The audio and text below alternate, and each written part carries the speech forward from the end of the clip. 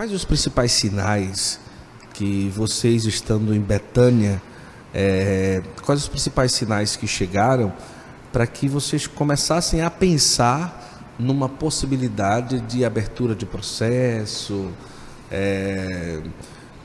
No início isso era muito, talvez, o pessoal dizia, não, mas será? Não é possível. Ou logo com a morte do Padre Léo, com o falecimento dele, as pessoas já falavam.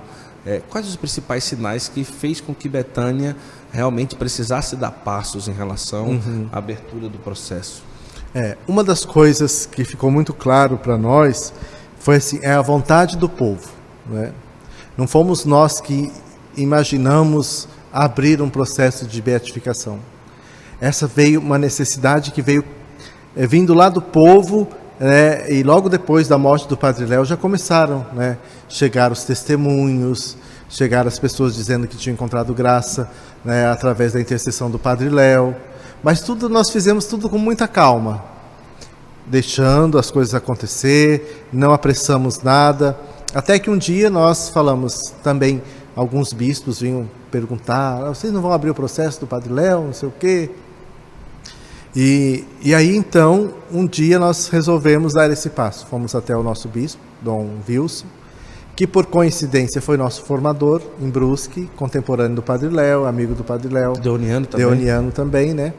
E apresentamos a ele. E ele falou assim, olha, realmente eu tenho recebido também, alguns relatos, do Padre Léo e tudo mais. E Dom Wilson também tinha acompanhado o processo de conversão do Padre Léo. E ele disse, e pelo histórico, pela vida dele, eu acho que vocês podem sim abrir esse processo. E aí então, dentro da comunidade, eu fui escolhido para ser o presidente do Instituto, o autor da causa, Aí escolhemos um postulador em Roma, que é o Dr. Paulo Vilota, para nos orientar. E aí demos os primeiros passos. E aí foi assim, uma enxurrada de pessoas ajudando, colaborando, dando força para nós, dizendo, não, realmente é isso mesmo o caminho.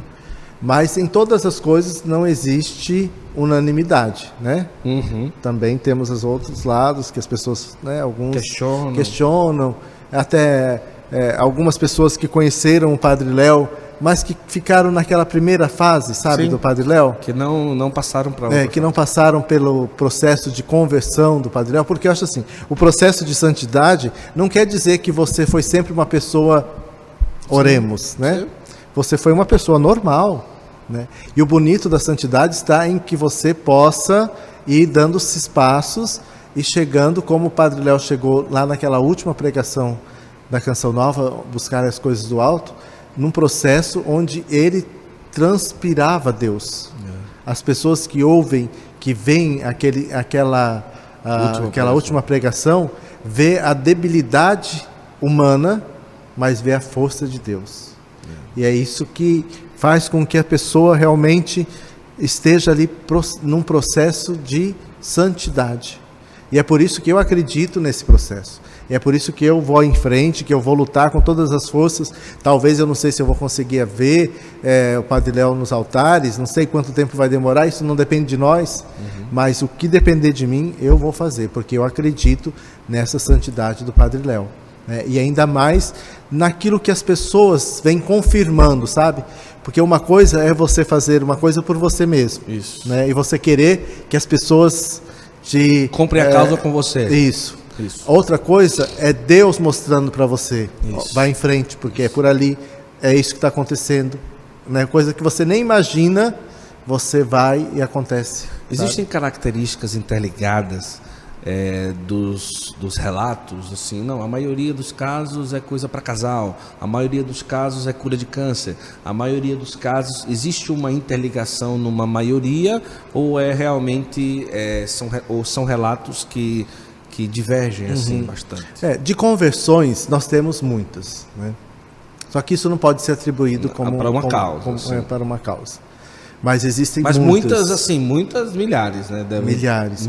Sim, gente que vem e fala assim, puxa vida, eu estava para acabar com a minha vida. E eu liguei lá na Canção Nova de madrugada e tinha esse padre lá falando, e eu comecei a escutar e eu não consegui parar de escutar mais. Eu fui atrás, eu comecei. É muito interessante que eu fui esses dias na Canção Nova, na loja lá da Canção Nova do Davi, e o Paulo, eu acho o nome do coordenador lá da loja, acho que é Paulo o nome dele, não sei. Ele disse: olha, Guto, aqui é impressionante que as pessoas trazem a foto, o print da pregação, e diz assim, eu queria, onde é que mora esse padre aqui? Eles ainda pensam, aqueles que conhecem pela primeira vez, não imaginam que o Padre Léo já está na eternidade. E ele, não, mas esse padre já faleceu há 15 anos, né? E as pessoas não entendem. Então, de conversões são milhares. São milhares. Mas também temos muitos, né, de cura de câncer, né? Que nós não podemos dizer que são milagres. Certo. Nós podemos dizer que são graças alcançadas e que podem ser estudados como futuros milagres, né? Mas muito de câncer, né? Pessoas que também cura de depressão, né? Dessas doenças assim. Mas a maioria são curas, né, de câncer. Mas dentre todos eles, se escolhe um para estudar mais a fundo, ou isso é só depois da beatificação? Não. Depois vai chegar o momento em que precisa de um. Precisa de um. Aí serão escolhidos talvez 2 ou 3 para que a gente possa ter todos os relatos, os históricos dos médicos e tudo mais, para que possa depois ser comprovado, né? Desses de ação extraordinária, o senhor considera que já teria alguns candidatos, talvez? Não posso afirmar, mas... Tudo é muito cauteloso, né? Mas tem um caminho por já aí. Tem um caminho, né? Eu imagino, mas devem ser vários, né? Então, esse que se escolhe para estudar é só depois quando se declara beato? Não. Não. Para ser declarado beato já tem que ter, né? Entendi. Porque daí, assim, o processo agora está na fase diocesana. Entendi. Nessa fase nós estamos recolhendo tudo aquilo que foi do Padre Léo. Bastante coisa. Os documentos dos seus avós, dos seus pais, dos seus irmãos, dele pessoal, todos os cursos que ele fez, os livros, os escritos, gravações, tudo aquilo que ele falou na Canção Nova, no século XXI, nós digitamos tudo isso, um calhamaço desse tanto assim de folhas. Deve ser muita coisa. Impressos, né? E que serão enviados, já estão sendo enviados, é claro, para um grupo de censores, que são alguns padres dentro da diocese, que vão ler tudo isso e vão dar um parecer teológico, doutrinal, se está dentro da doutrina da igreja, se é ético, se é moral. Eles vão dizer, não, tudo isso que o Padre Léo escreveu não tem nada que seja contra a doutrina da igreja, contra o evangelho. Então eles vão dar esse parecer. Dando esse parecer, nós vamos reunir tudo isso, formar uma equipe ali que já temos, né, que é a equipe do Instituto. E aí, então, nós fechamos aqui a fase diocesana. Fechou essa fase, enviamos todo esse material para Roma. Esse material, novamente, em Roma vai ser estudado, analisado, visto o parecer dos censores aqui do Brasil, mas lá também tem uns censores lá, tem um grupo lá que faz tudo isso. E daí eles vão dar uma posição, uma posício que nós chamamos, né? De que se é aceita isso que foi feito aqui e que está lá. Aí então eles vão dar uma declaração da venerabilidade do Padre Léo. Aí passa a se chamar venerável. Aí já é venerável. Quer dizer que ele tem virtudes heróicas, virtudes, né, teologais, que possam ser para toda a igreja. Então ele é um venerável, né? As pessoas podem ler, podem saber que o Padre Léo é assim. Passando disso, precisa de um milagre. E aí, então, a fase do milagre. De estudar esse milagre e comprovar. Comprovado esse milagre, ele se torna beato. Tornou-se beato. Após a beatificação, precisa de mais um milagre. Nós poderíamos ter 10 antes da beatificação. Só depois. Mas aí aquilo lá não vale mais. Aí depois da beatificação, se comprovar mais um milagre, é canonizado. Então, assim, o processo maior realmente é o da beatificação. Porque uma vez beato, só falta o milagre para a canonização. Entendi. Então, o processo é de beatificação e canonização. Mas o peso maior está primeiro na beatificação. Né? Porque é através da beatificação que a igreja vai reconhecer, né, que ele é bem-aventurado, que realizou um milagre.